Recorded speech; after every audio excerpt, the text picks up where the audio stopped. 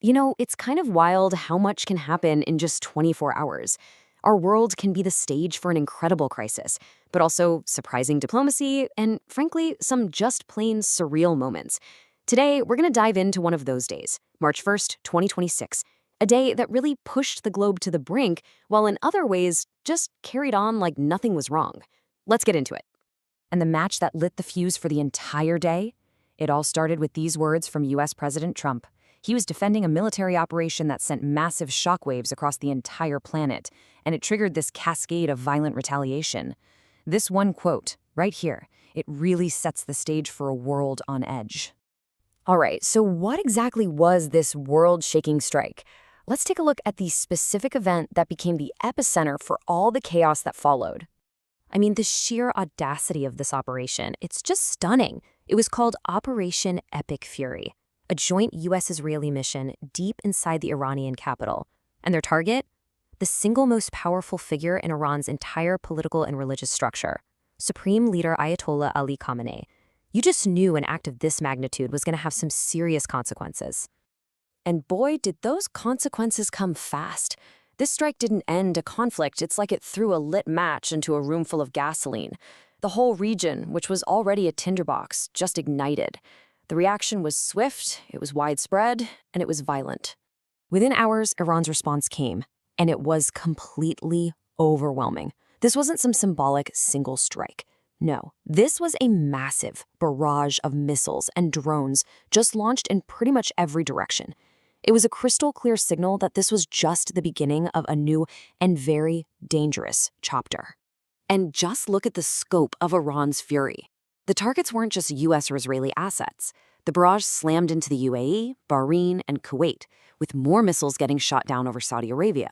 This was a clear message to every single major U.S. ally in the Gulf. But the dominoes just kept falling. As the region was still trying to figure out what was happening from Iran's retaliation, another front in this conflict just erupted, almost at the same time. So, in response to rocket fire from Hezbollah in Lebanon, who, is a key Iranian proxy and ally, the Israeli Defense Forces launched their own strikes on targets in Beirut. We're just hours after the initial event, and the conflict had already mushroomed from Iran, across the Gulf, and now all the way into Lebanon. And the fallout? It wasn't just military. It went global, like instantly. And it all comes down to this one number, 7. What does that mean? Well, that's 7 countries in the region, including major international travel hubs, that completely shut down their airspace. This one decision caused a worldwide travel nightmare, stranding hundreds of thousands of people and just throwing global logistics into utter chaos. Okay, so from the missiles and the explosions, the shockwaves then hit the world of politics and diplomacy. The strikes triggered this intense political scramble all across the globe. And the division on the world stage was immediate. On one side, you've got the U.S., with President Trump doubling down on his peace through strength line, but then on the other, a key ally, Japan, under Prime Minister Takaichi, flat out refused to endorse the action. They cited the need for regional stability, and you have to figure they were thinking about their heavy dependence on Middle Eastern oil, which just highlighted the crazy diplomatic tightrope so many nations were now forced to walk. Meanwhile, back in Tehran, the government moved fast to prevent a total power vacuum. With Khamenei gone, they put together this interim leadership council headed by Ali Reza Arafi. They were trying to project this image of stability and control while the country got ready to pick a permanent successor. And this anger, it wasn't just happening behind closed doors in government buildings. Oh no, it spilled right out onto the streets. In Pakistan, massive anti-US and anti-Israel protests erupted, and these weren't peaceful demonstrations. They turned into violent clashes with security forces, leading to the tragic deaths of at least 20 people. But here is where the story of this single day gets really, really weird. On the exact same day the Middle East was literally on fire, a totally different story was playing out. In another huge global conflict, there was this sudden glimmer of hope. Diplomats in Geneva were actually making progress on the war in Ukraine. Russia signaled it would accept a new U.S. proposed security framework, which was a completely unexpected, out-of-nowhere potential path to peace. Unbelievable. So while all eyes were glued to the Middle East and Ukraine, the rest of the planet didn't just hit pause. Tragedies, ongoing conflicts, and just moments of normal life kept happening, painting an even more complex picture of this one day. And far away from all the geopolitical drama, there were other kinds of tragedies unfolding. In Brazil, terrible rains led to mudslides that killed at least 70 people. And then in India, two separate explosions at industrial facilities claimed at least 38 more lives.